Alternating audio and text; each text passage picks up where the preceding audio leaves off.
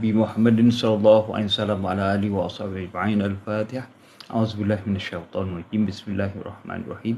الحمد لله رب العالمين الرحمن الرحيم مالك يوم الدين إياك نعبد وإياك نستعين اهدنا الصراط المستقيم صراط الذين أنعمت عليهم غير المغضوب عليهم ولا الضالين. بسم الله الرحمن الرحيم. اللهم صل على سيدنا محمد وعلى آل سيدنا محمد.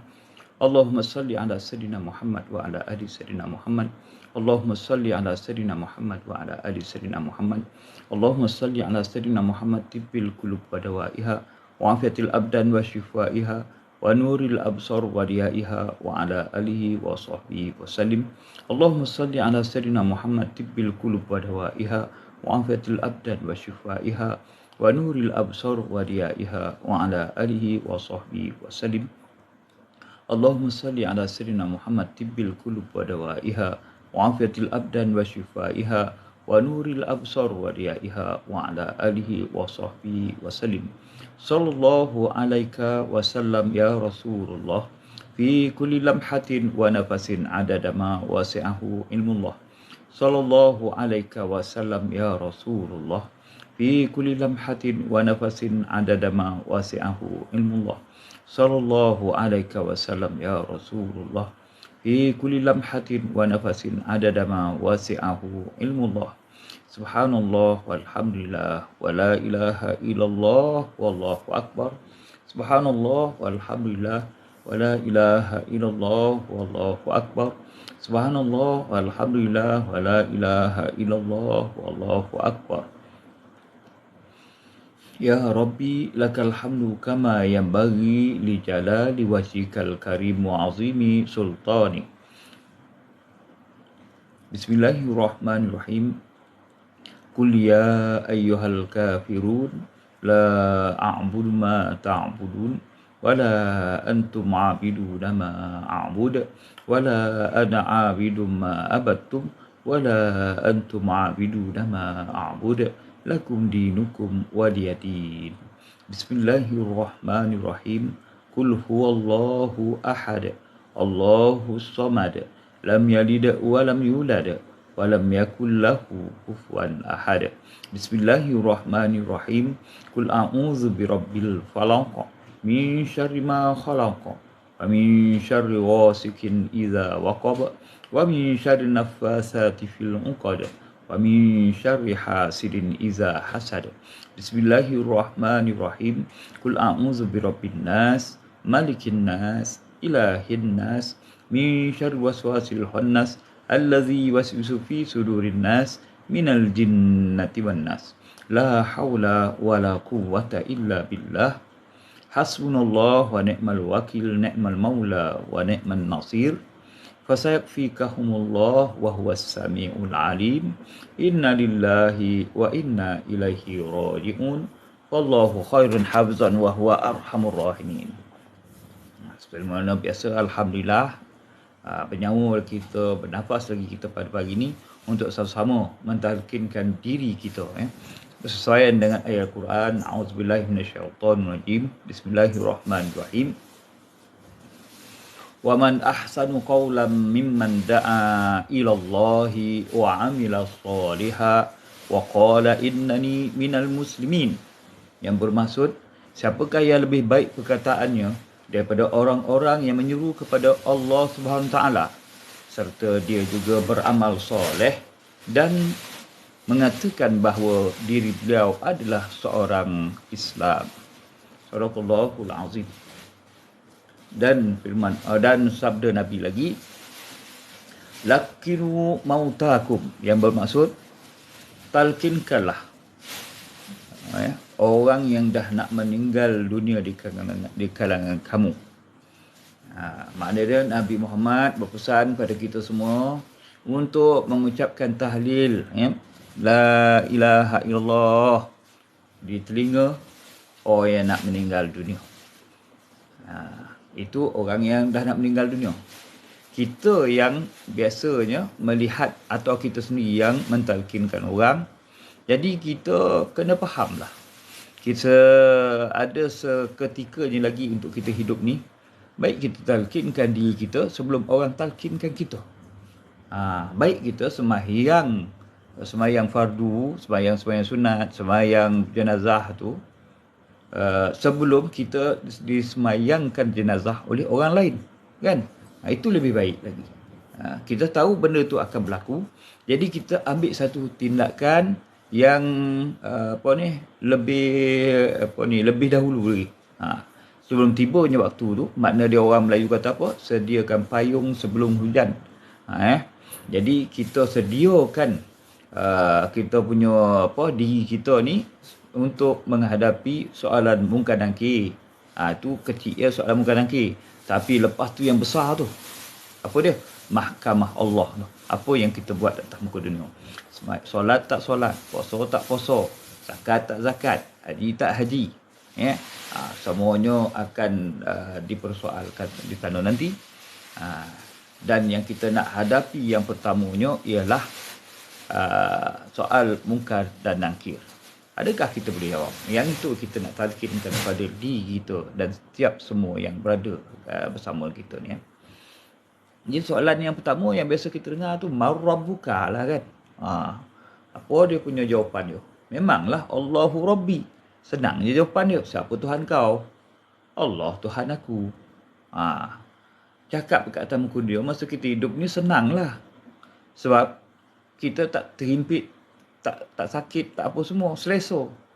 Tapi bila dah mati, kita dah kecut dah. Pasal apa? Alamak, aku ni kat mana ni? Dah tak ada orang bersama aku dah. Memang tak ada orang lah. Nama alam barzah, tak ada orang je dah. Hanya kita sahaja dengan amalan kita. Lepas tu malaikat mungkar nakir datang tanya, marrabbuka, siapa Tuhan kau ni? Sekarang sebenarnya besok kan banyak cerita tentang Tuhan ni banyak. Untuk menyampaikan jawapan kita Allahu Rabbi tu macam-macam tersangkutnya. Allah Ta'ala kata,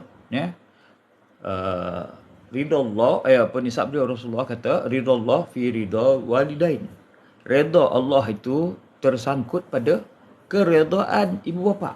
Kena jaga pula kan. Anak menyebut Allahu Rabbi, kalau dengan mak ayah kita tak baik, tersangkut kita tak dapat nak sebut Allahu Rabbi tu, tak dapat lah. Minta maaf. Lepas tu ada kesalahan kita sesama manusia. Allah Ta'ala kata apa? Dia boleh ampunkan berjuta-juta, berbilion dosa kita pada Allah Ta'ala. Allah boleh ampunkan. Kecuali apa? Menyentuhkan dia. Bab menyentuhkan dia tu banyak tu 10 sebab masuk rumah tu. Kita makna salah satu syirik khafi tu. 10 benda yang dia sifat yang tak baik tu. Sifat tu benda kat dalam. Bukan bila kita pergi sembah bawa colok ke, bawa pergi bawa telur ayam, bawa peluk kuning pergi sembah pokok ke, sembah kubu-kubu keramat ke, pergi ke batu-batu keramat ke, batu hikmat ke, apa ke benda tu. Itu syirik yang jali, syirik besar. Jadi kita ni cumalah manusia yang diberikan agama untuk kita sesuaikan diri kita dengan agama tu dan kita amalkan, kita gunakan. Jadi bila kita beramal, kita tahu setiap amalan itu akan terputus bila kita dah mati. Jadi sebelum terputusnya amalan ni yang kita nak perbetulkan diri kita. Jadi kita nak perbetulkan diri kita, itu yang kita sama-sama nak kaji ni. Seorang saya ni tukang cerita lah, cerita tentang kematian, penglipur lara tentang kematian. Okey, kalau nak mati esok jadi macam ni, macam ni, kita kena buat macam ni, tak boleh buat macam ni. Kalau tak nanti kita parah ni, tak boleh jawab ni. Inilah dia. Jadi sebarang pertanyaan minta maaf lah, tak dapat jawab kat sini. Sebab semua sedang fokus untuk dengar cerita. Kita bercerita kat sini, cerita tentang kematian. Okey, yang pertama tadi, kalau kita menyentuhkan Allah, memang tak boleh jawablah Allahu Rabbi. sekutu kan, sama ada buat jali, sama ada benda tu kita tuturkan. Aku sebenarnya sokong orang kafir ni habis. Mana sokong orang kafir, apa sepenuh jiwa raga kita telah pun memusnahkan syahadah kita. Kita tak boleh sokong dia 100%. Kita kena sokong seadanya, sikit je. Kalau ya, kalau tak. Ni kalau sepenuh hati memang betul. Kita dah menyerahkan 100% keyakinan kita pada orang kafir. Jadi Allah Ta'ala tak terima syahadah kita sebagai seorang Islam. Kena jaga juga lidah ni, kan? Atau macam-macam lagi lah yang akan kita sama-sama bincangkan. Cuma hari ni kita ambil sikit sana sikit sini sikit. Jadi setiap hari yang kita bercakap tu sentiasa ada benda tu. Nampak macam berulang, tapi mudah-mudahan Allah Ta'ala tambah sikit-sikit untuk melekatkan lagi dalam hati kita apa maksud kita mentalkinkan diri kita. Ya, kalau taklim, kalau belajar dalam kelas, dalam kuliah, dalam majlis tu, itu ada soal jawab ni. Sebab kita berfikir. Yang sekarang ni, kita ni dekat, rasa dah kat tanah kubur dah kita ramai. Kita kumpul kat perkuburan ni, inilah dia tempat kita yang terakhir selepas kita dihidupkan. Kita nak mati sebentar lagi. Yang pergi majlis agama boleh berfikir pun semua tu, itu rasa lama lagi nak mati.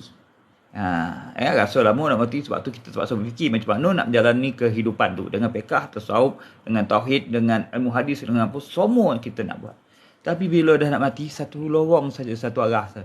Dah nak mati, ni depan kau kubur, kau nak masuk dalam tu, apa yang kau nak bawa, itu saja. Nak bawa amal ibadat, nak bawa, tapi entah betul tak tidak, tak sah tak tidak, kita tak tahu. Tapi dua-dua ni, kalau yang baik di sini tulis, kalau yang buruk di sini tulis, kan? Dua-dua tu ada. Tapi bila dah mati, habis dah tu semua, tak payah fikir dah. Sekarang fikir macam mana nak berdepan dengan kematian ni. Allah dah tentukan kullu nafsin za'iqatul maut. Setiap nyawa itu, setiap orang hidup itu pasti menemui kematian. Itulah sebabnya kita berkumpul ni untuk bercerita tentang kematian. Bukan cerita tentang benda-benda nak hidup, bukan cerita masalah fiqh, masalah tauhid apa semua, ya, masalah tauhid apa tasawuf tak ada. Sekarang ni tak ada makam-makam dah sama kita ni. Makam tu ke makam ni tak ada. Sekarang nak mati dia satu je. Kau betul-betul orang Islam ataupun tak. Itu sebabnya kita ni kembali balik pada asal kita. Asal kita apa? Kita tak tahu. Kita jahil, kita pemalih, kita kadakut. Segala penyakit jahat tu ada bagi kita.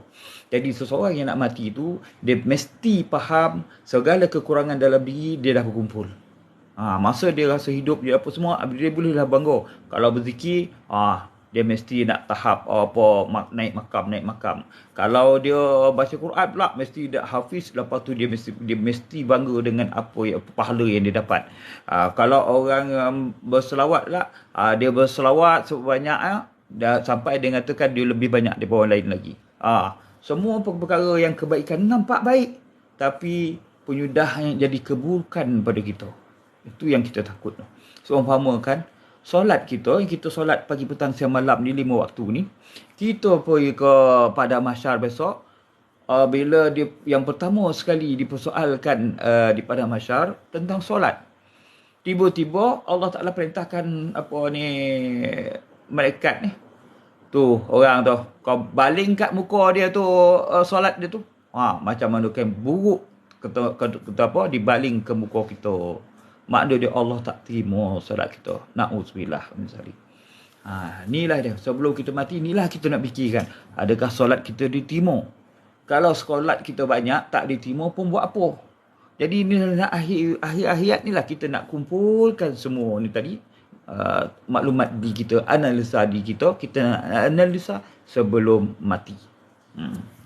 Atas muka dunia, kita menganalisa sebelum sesuatu perkara itu dibuat dan selepas perkara itu dibuat, kan? Dianalisa. Bukan baling start, baik. Yalah, dalam bahasa Negeri Sembilan dibaihkan solat tu ke muka padan ke muka kau. Aduh, hai. Sedih betul lah kita puas bertonggang tonggik dekat ni. berapa puluh tahun hidup kita kan, solat kita daripada kecil sampai ke tua, tak diterima Quran Ta'ala dibaling kat muka kita balik. Allahu Akbar. Ini belum masuk neraka lagi kan. Dah belum baru nak timbang amal yang first sekali solatnya. Belum cerita bab zakat, belum cerita bab puasa, bab apa semua ni. Baru solat yang pertama dah kecundang kita dah kena baling kat muka tak apa kita nak buat. Inilah yang kebanyakannya orang yang hidup ni dan merasakan dia rasa lama lagi nak hidup, dia bangun tengah malam dia suka sangat. Dia duha dia sebut depan orang dan sembahyang sunat duha seumpama dia apa yang dibuat tu Allah terima semua. Na'udzubillah min zalik.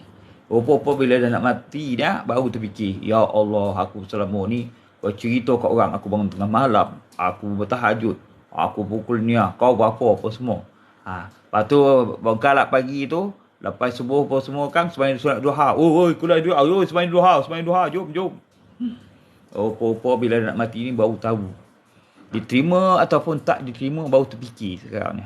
Ya Allah, selama ni aku betul-betul riak sahaja bangun tengah malam aku dengan dengan duha aku ni tadi. Aku bercerita, aku tarik orang. Dengan bangganya kita menarik orang untuk duha, dengan bangganya kita menarik orang untuk bangun tahajud. Benda tu memanglah perintah Rasulullah, tapi sunat sahaja. Lepas tu dia bukanlah kat mulut kita tu nak diperkatakan. Kita mengajak bukannya jenis nak menguasai. Ini mengajak sama ada dari segi nak mengejek, dah tahu orang ni tak akan bangun tengah malam, tak akan duhanya, kita ejek dia kan. Jomlah sembahyang sunat tahajud. Aku tunggu kau dekat masjid malam ni kita bertahajud. Aku ingat hari ni nak buat 500 rakaat dah. Aku tunggu kau ya malam kan. Tengok. Allahu Akbar. Dia kita riak. Paling ramai riak ni apa? Duha. Oi, kau tak pergi kelas duha apa? Kau ni apa ni? Kita Islam ni pergi duha. Sembahyang sunat duha tu Rasulullah buat seseorang je. Memang boleh buat jemaah. Tapi kenapa Rasulullah buat seseorang? Dia buat dekat kebun dia buat dekat mana tempat dia pergi. Sebab dia tak nak orang mewajibkan. Benda tu sunat je. Rasulullah suka buat benda tu. Sembahyang sunat duha. Yang kita pula berlebih-lebihan. Jadi kita mengajak orang tu macam memperkehkan mereka. Kita mengajak orang tu untuk berbangga. Jadi semua tu Allah Ta'ala campakkan balik ke muka kita semayang kita tu. Apa nak jadi masa tu kalau semayang tu kita dicampakkan. Na'udzubillah. Jangan berbangga-bangga dengan apa yang kita buat. Anggaplah apa yang kita dah buat dah habis. Tak ingat kita. Aku dah buat kau malam tadi. Tak buat lagi. Ya Allah, hai parah aku ni, tak buat lagi. Jadilah seorang yang tawaduk beramal. Tawaduk beramal ini maksud dia dah buat saja benda tu dia lupa. Orang tanya, entahlah, aku pun tak tahulah. Tak terima tak tidak kalau aku buat. Lepas tu aku ni pemalih. Dia ada cover dengan sifat ni lah yang Allah Ta'ala suka sangat. Allah Ta'ala suka orang yang merendah diri. Allah tak suka orang yang berbangga-bangga. Jadi nak menjadikan Allahu Rabbi tu bukan senang. Nak menjawabkan Allahu Rabbi depan malaikat bukan angki tu bukannya senang. Nak kena jaga hati, nak kena jaga perasaan, nak kena jaga tingkah laku, nak kena jaga pandangan, nak menjaga telinga daripada mendengar yang bukan, menjaga lidah daripada bercakap yang bukan. Banyak nak kena jaga tu baru boleh jawab Allahu Rabbi. Ada yang katakan senang besok boleh jawabnya lah. Kalau kita dah belajar sifat 20 dah boleh dah jawab. Amboi sadap ni tentu kan. Dia bukan saja sifat 20. Itu baru salah satu sahaja. Dia banyak ceritanya. Ilmu Al-Quran kena ada, ilmu hadisnya kena ada. Ilmu bahasa Arabnya kena ada, segala-gala ilmu kena ada. Jadi kita selama selaut ni yang kita hidup ni lah nak kumpulkan segala-galanya. Lepas tu penyudah dia akan ada kematian. Maksud kematian apa? Akan dimatikan segala-galanya. Ilmu dimatikan, amal dimatikan, hidup dimatikan, pendengaran dimatikan, penglihatan dimatikan, kata-kata yang berkata-kata kat dalam hati pun dimatikan, jantung dimatikan. Tak ada yang bergerak lagi. Bila tak ada yang bergerak lagi, apa yang kita nak bawa masa tu? terhegeh-hegeh masa tu nak baru aku belum tu, aku belum ni. Tak ada kesempatannya lagi. Tahu-tahu dah dah kena tarik. Dah apa ni, kita dah mencungap kan. Masa tu ya Allah banyak. Aku belum apa lagi bagus bulan ni. Tak dapat dah. Sorry lah. Berapa puluh tahun dah umur kau. Aku dah bagi pinjam. Tak kau nak lansaikan hutang kau. Tak juga kau nak selesaikan arahan aku. Tak juga kau nak bersihkan jiwa kau kan. Jadi apa nak buat? Jo kita ni bila orang tanya dah solat, jangan sebut solat tahajud kau, solat apa kau. Dekat dah solat alhamdulillah, sebut alhamdulillah, jangan sebut apa bendanya kan. Kecuali yang wajib boleh sebut. Kau dah sembahyang? Alhamdulillah dah zuhur tadi dah. Tak payah aku siap ba'diyah dengan apa qabliyah dengan ba'diyah lah aku buat ni. Tak payahlah sebut. Cukup dah sembahyang alhamdulillah. Jadilah orang yang bertawaduk. Jadi orang yang bertawaduk ni lah yang boleh menjawab soal munkar dan nakir. Kalau orang takabur, minta maaf lah. Bagi mancing pun tak dapat kan. Kau janganlah nak lawan dan setakat campak itu memang seekor dua naik. Padahal mata kain satu. 2 ekor dah naik ikan. Tomberang lebih. Dah nak mati ni baru tahu. Dan dulu kuat nak tomberang. Kuat nak besar nak cakap dan. Sombong ya Allah. Bertobatlah. Tu je jawapan dia. Tu sebabnya kita bawa ni supaya kita semua boleh bertaubat saat dah nak akhir ni saat akhir macam ni kita tahulah dulu banyak sangat aku bual kosong, sembang kencang, padahal aku tak buat pun. Banyak menipu orang lah. Ya Allah, aku bertaubatlah, aku tak nak menipu lagi dah. Aku dah nak mati dah. Aku nak cakap benda yang benar saja daripada kau, ya Allah. Aku bertaubatlah pada kau. Macam tu. Inilah yang kita nak bawa. Kita panggilkan ramai untuk kita talkinkan diri kita. Untuk kita katakan pada diri kita sendiri. Bukan pada orang lain. Kata pada diri sendiri. Macam saya cakap ni. Sebenarnya saya bercerita pada diri saya sebenarnya. Kau diri kau akan buat macam ni. Jangan kau buat macam ni. Jadi apa yang saya cakap pada diri saya itu jugalah pada semua orang. Kan? Jadi kalau kita tak duduk dalam jemaah orang-orang yang tawaduk, orang yang rendah diri, kita akan duduk bersama orang yang takabur. Tu tawaduk lawan dia takabur. Orang takabur tu biasalah, tak ada dia kau faham. Aku dah buat tu. Aku dah sedekah. Aku dah ni. Semua dia sebut depan orang. Aku dah. Orang tawaduk dia tunduk. Saya tawaduk tu maksud tu tunduk. Dia pun tunduk, menundukkan diri dia, menghina diri dia, merasakan rendah diri dia. Tapi bila dia merendahkan diri, orang ramai dapat nampak dekat situ kerendahan hati orang ni memuliakan orang tu. Berbanding orang yang sembang lebih tadi kan. Aku dah ni.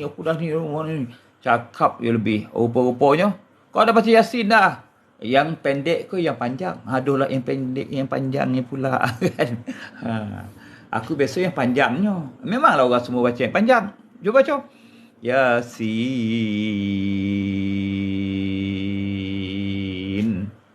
Astaghfirullahalazim.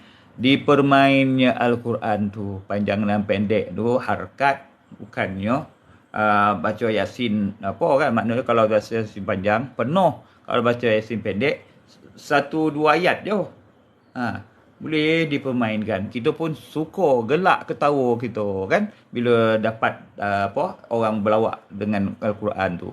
Rupa-rupa pasal kita melawakkan Al-Quran tu, memperejek-ejekkan kalam Allah itu secara tak sengaja kan. Cara tak sengaja kita terikut orang punya perintah.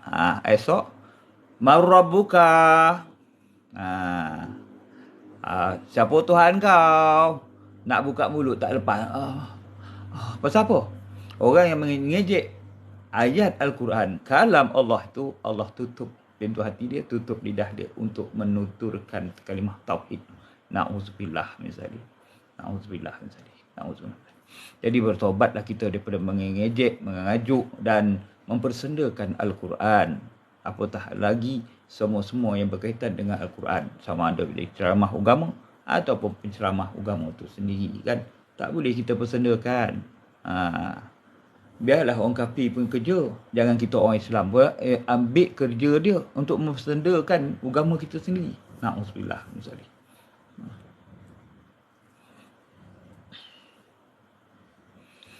Salah satu contoh dia kan, dia kat Palestin tu. Tahu tak kenapa Palestin tu dah apa kena bantai dekat Yahudi? Dulu pergi jual tanah kan. Dekat orang Yahudi, sekali orang Yahudi dah beli semua, dia punya tanah lah. Dia dah beli. Kau apa hal nak tergigih orang Palestin? Makna dekat situ kita ni mengakui bahawa tanah Palestin tu tanah milik Israel. Yang besar depan Allah SWT. Saya cakap kita tu. Kita ingat lawak kita ingat fikir kita habis macam tu je. Depan Allah Ta'ala kira. Bumi Palestin tu siapa? Untuk hamba-hamba yang ini bertakwa. Itu orang Islam. Tiba kita kata biarlah dia ambil apa semua kan. Kita siap marah dia lagi. Esok dah nak mencungap. Itu saudara Islam kita. Sepatutnya kita berpihak pada saudara Islam. Rupa berpihak pada orang kafir. Allahu Rabbi tu tak keluarlah kat lidah kita. Na'udzubillah. Tu dia. Banyak kesan dia.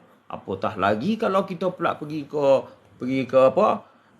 Aku bagi kau 4,000, kau tolong apa ni sapu bersihkan kuil Hindu aku ni. Ni patung ni kau lap, jangan bagi ada buk. Okey, 4,000 ya. Okey, kita pun orang Islam. Sapu bersih. Macam tu.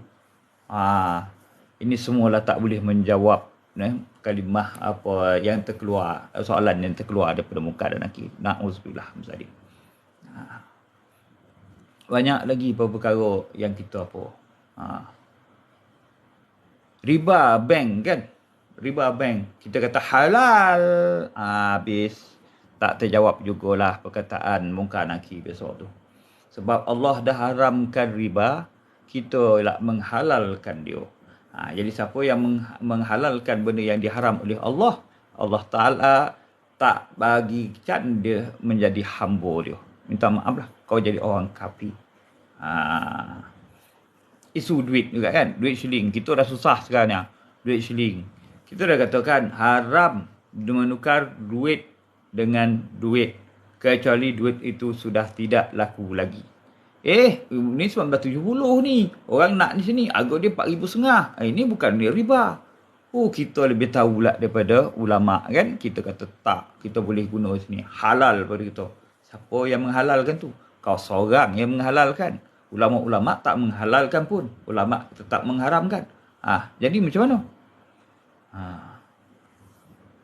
Dah tersepit dah Ustaz. Nak buat macam mana? Daripada saya mencuri, baik saya pergi tolak duit tu kan. Kau tanggung lah. Dan tak ada mengiurkan cakap kau dah. Benda tu sekarang haram. Sebab dia riba. Tak dapat. Tak ada kompromi. Riba. Jual beli dengan akad yang sah. Riba adalah akad yang tak disahkan dari segi syarak.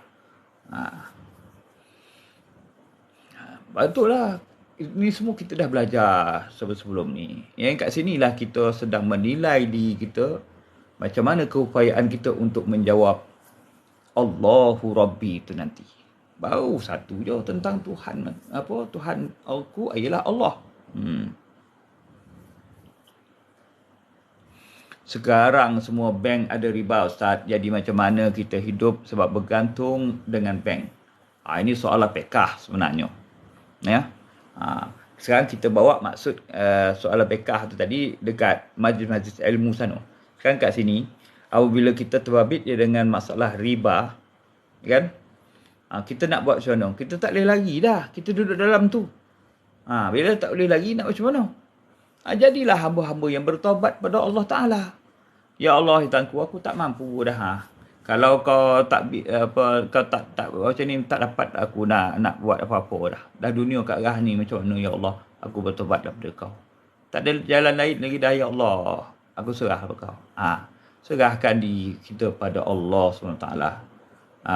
Kita tak kata riba tu halal. Jangan kata riba tu halal. tetap katakan pada diri kita riba tu haram.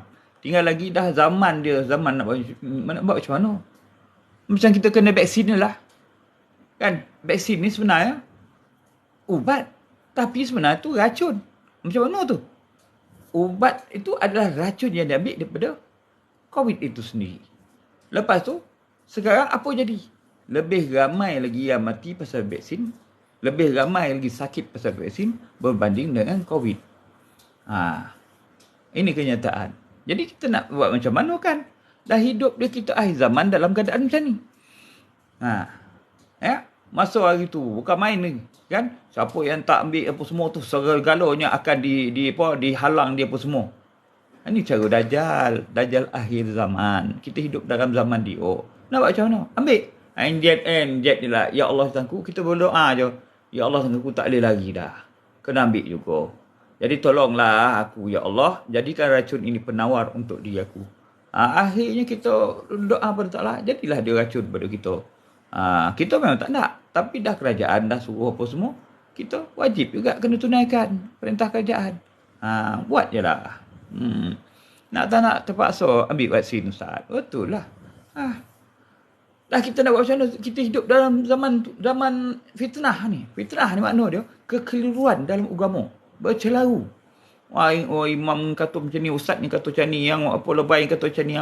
So gala-gala orang bercakap. Yang lebih parah, kita pun nak bercakap juga. Saya sokong ustaz ni, saya pun sunat. Kita bila mengaji kita tak ngaji pun. Kan?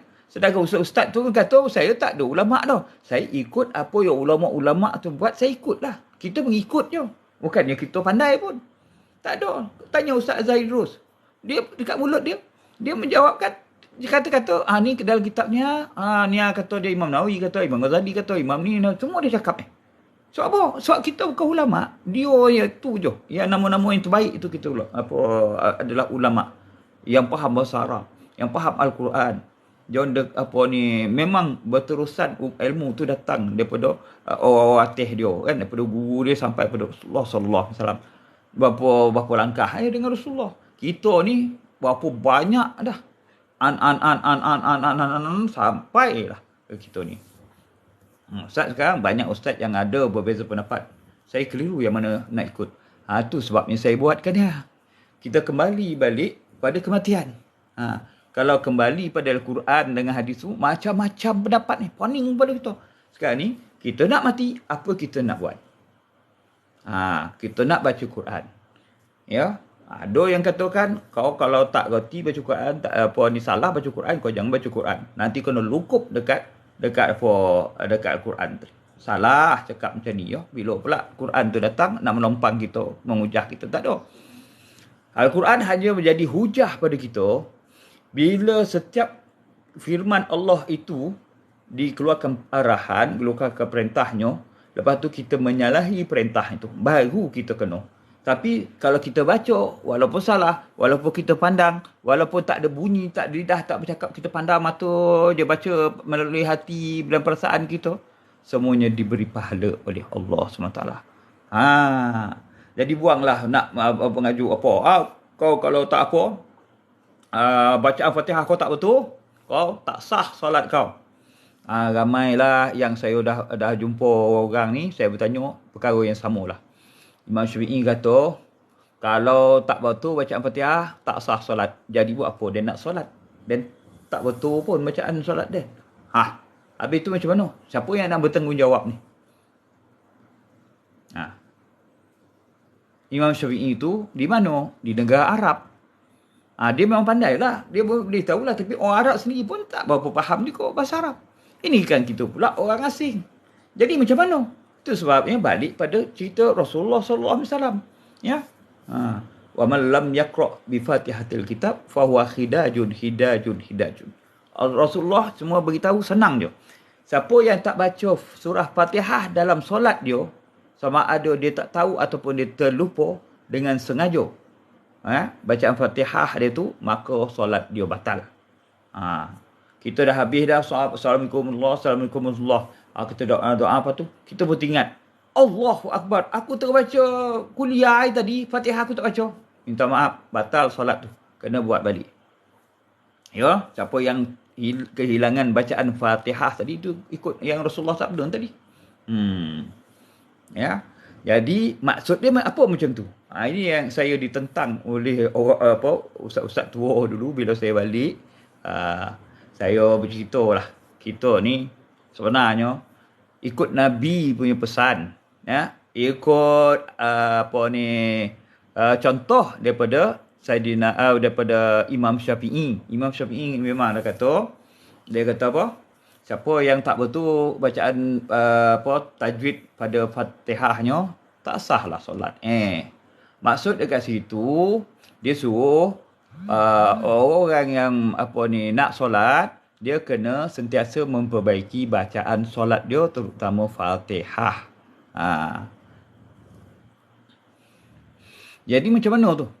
Kita berbaik sangka balik pada agama kita, ya.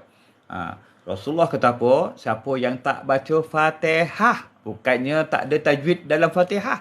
Siapa yang tak baca Fatihah dalam solat dia, fahuwa hidajun. Makna dia, sembahyang tu batal. 3 kali Rasulullah cakap. Tak baca Fatihah.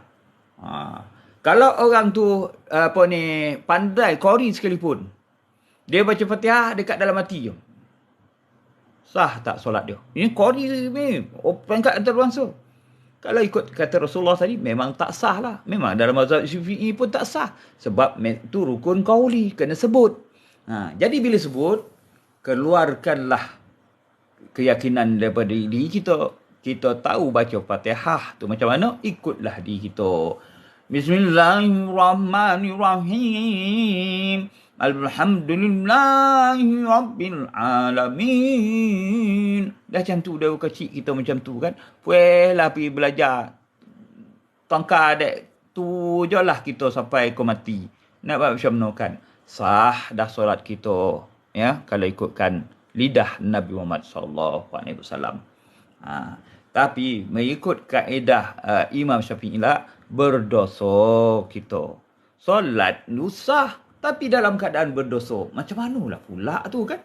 Samalah, ya. Orang yang tak bertajwid ketika solat itu dalam bacaan Fatihahnya, ya, samalah hukum dia. Orang yang pergi mengambil kain ihram orang lain, dia pergi naik haji, mana ada curi tu. Sah tak haji dia tahun tu? Sah haji dia, tapi dalam keadaan berdosa lah. Sebab apa? Dia pakai ihram orang, dia pakai semuanya, dia curi je apa. Sah tak? Sah. Tapi macam mana keadaan dia? Itulah samanya. Orang yang tak betul bacaan, tak betul tajwid dalam bacaan Fatihah dia, berdosa seumur hidup kalau dia tak belajar. Kalau dia belajar juga setiap minggu, dia datang pergi mengaji juga puas, dia betulkan, tapi lidah dia tetap dia tak boleh. Bukan alhamdu. Alhamdu. Keluarkan angin daripada mulut. Ha. Bukan ha. Bukan ha. Itu je perkataan yang pertama kan. Tak belajar je benda tu, hari ni kita belajar tu. Minggu depan pun belajar tu juga, nak betul pasal tak betul kita. Tak bergalih-galih kita. Alham dengan alham dengan alham. Dia lain tu.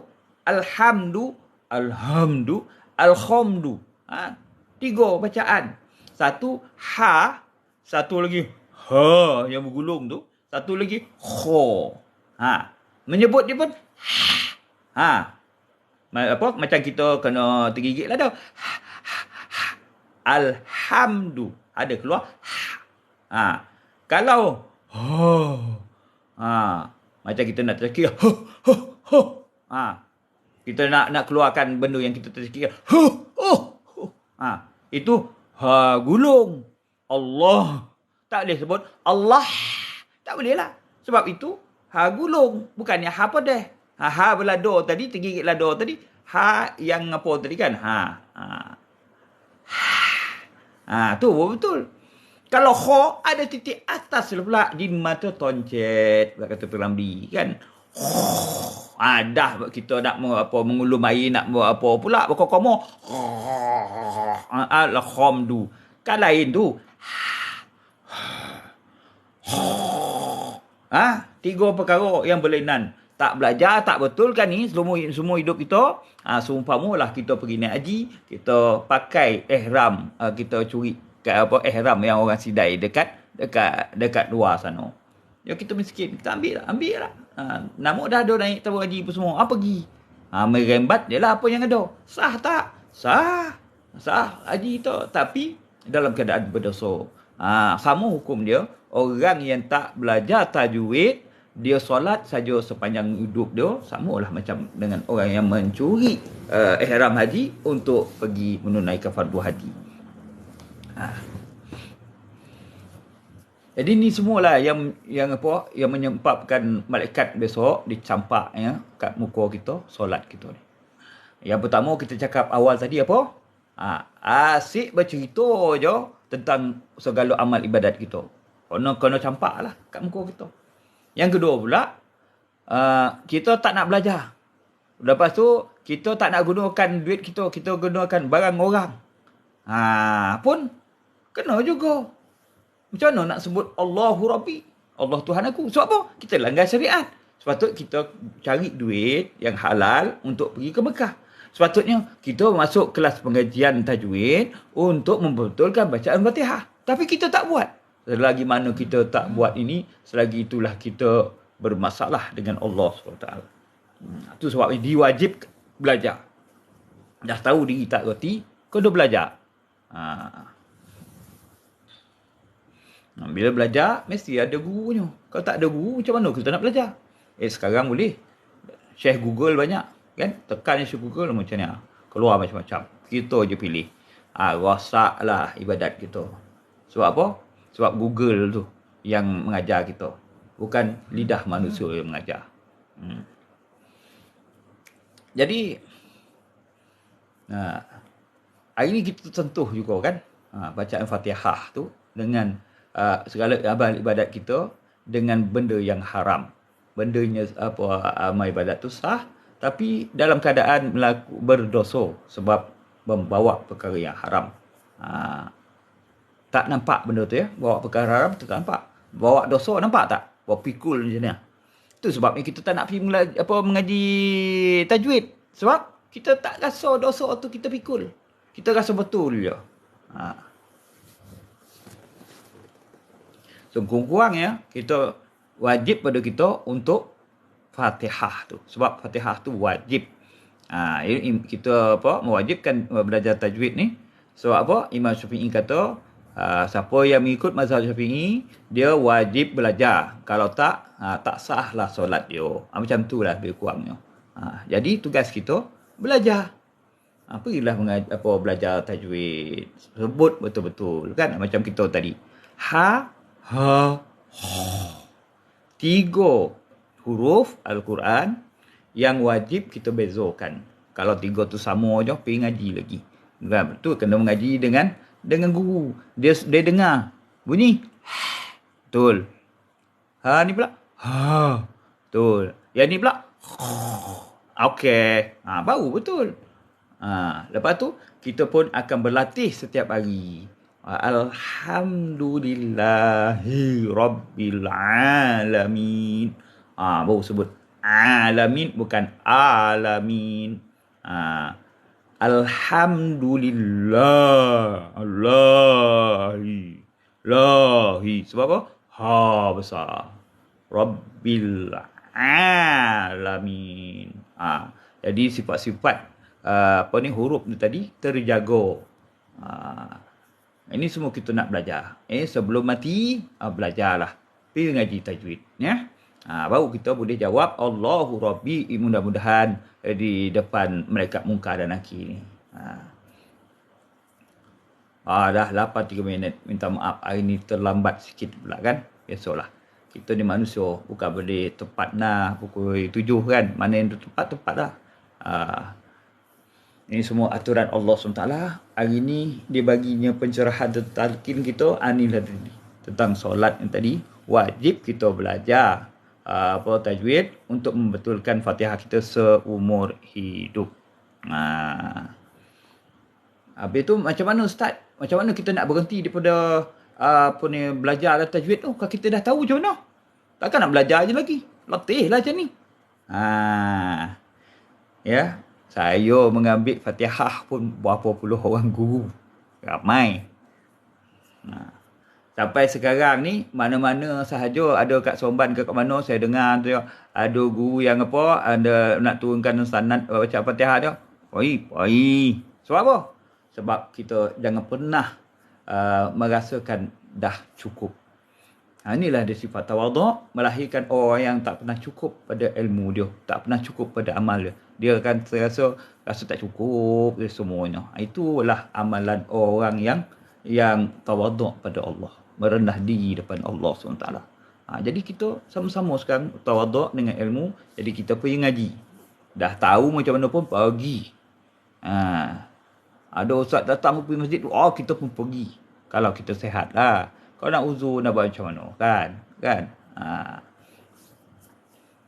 Jadi cukup setakat ni. Itulah dia yang kita dapat ilmu daripada Allah Ta'ala, dapat tunjuknya. Mudah-mudahan sikit tapi berkat semua hidup kita. Sampailah ke dalam mati nanti, kita pun nampaklah bahawa diri kita ni alhamdulillah jelas dengan pertanyaan marrabbuka itu nanti insya-Allah. A'udzubillahi minasyaitonirrajim. Bismillahirrahmanirrahim. Alhamdulillahirabbil alamin wassalatu wassalamu ala asyrofil anbiya'i wal mursalin wa ala alihi wa sahbihi ajma'in. Rabbana zalamna anfusana wa illam taghfir lana wa tarhamna lanakunanna minal khasirin. Rabbana la tu'akhizna in nasina aw akhtana. Rabbana wa la tahmil alaina isran kama hamaltahu 'alal ladzina min qablina. Rabbana wa la tuhammilna ma la taqata lana bih wa'fu 'anna waghfir lana warhamna anta maulana fansurna 'alal qaumil kafirin. Rabbana atina min ladunka rahmatan wa hayyi lana min amrina rasyada. Rabbana atina fid dunya hasanah wa fil akhirati hasanah wa qina adzabannar. Wa sallallahu ala sayyidina Muhammadin wa ala alihi washabbihi wasallam. Subhana rabbika rabbil izzati amma yasifun wa salamun alal mursalin walhamdulillahi rabbil alamin. Taqabbalallahu minkum.